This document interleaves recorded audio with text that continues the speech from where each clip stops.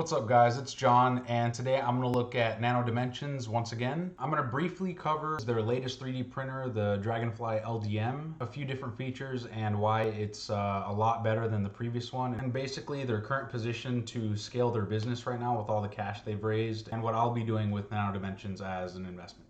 Hey guys, if you live in the US and would like 2 free stocks valued up to $1,600 each, click the link in the description and deposit $100 with WeBull. Each stock is worth $8, so if you're any good at math, that's a guaranteed 16% rate of return on your $100, and you don't even have to use it. Let's get back to the video.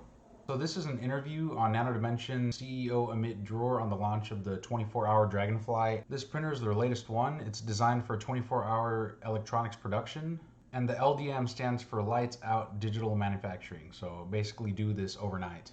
Another really important aspect of this new printer is the fact that it can now fabricate capacitors, antennas, and transformers. So basically, when they print the new circuit boards, you can 3D print the capacitors, antennas, and transformers already in them. You don't have to prefabricate those and then assemble them together. They then go on about their partnership with Hensoldt, who was already a previous customer of theirs with their first printer before the LDM, which was the Dragonfly Pro. They were in the position to try the newest one because they were already accustomed to the previous version. They were able to achieve a printing time of 40% more, or 40% faster, I should say.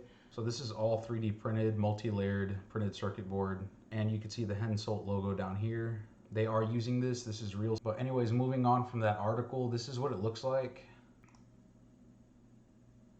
And then here are the key features on Nano Dimension's website themselves. If I'm not mistaken, these things right here are the capacitors. If it is using their LDM printer, then these were integrated in their printing process, as they claimed.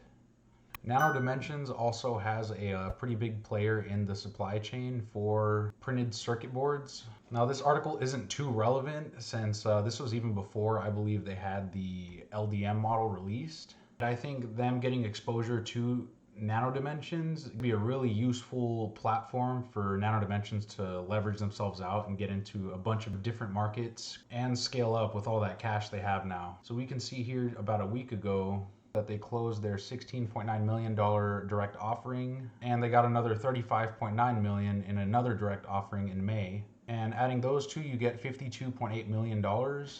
And going to their most recent quarter balance sheet, we can see all that cash is sitting tied up in cash and cash equivalents. And comparably, they're not sitting on too much long-term debt. So what they do with this cash is going to be really essential for where this business goes going forward. And of course, I always want to point out that Ark Invest is invested in these guys. So not that I'm saying that you should invest exactly how Ark Invest does, but if they're invested in it, there's a chance that they saw something that maybe us retail investors or YouTubers might have missed out on. But with that being said, they have like a really small position. I believe it's like less than 1% or 1%, maybe like a 0.5% of one of their funds. And I believe it's the smallest one.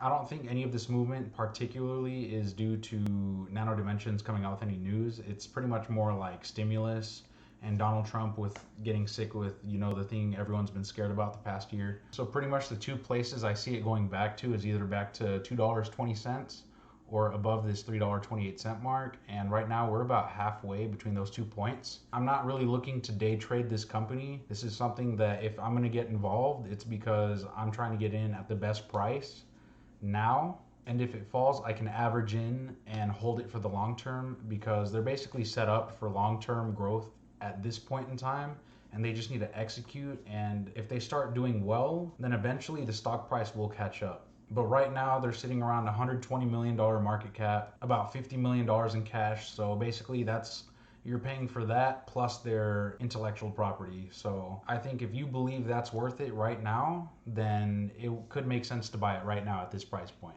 With the news and everything that's happening right now, I'm not really touching anything. I'm not invested in them right now. I mean, I might, like a small portion of the portfolio in there, like maybe 0.5% or 1%. And if it falls, maybe I'll get some more. I don't know.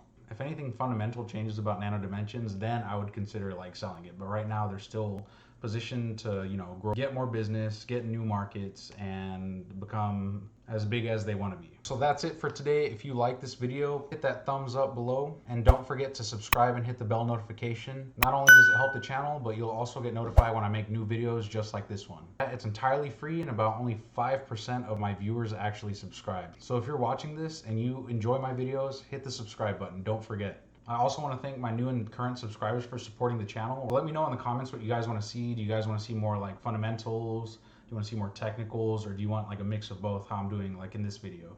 But anyways, that's the end of this video, and thank you guys, and I'll see you in the next one.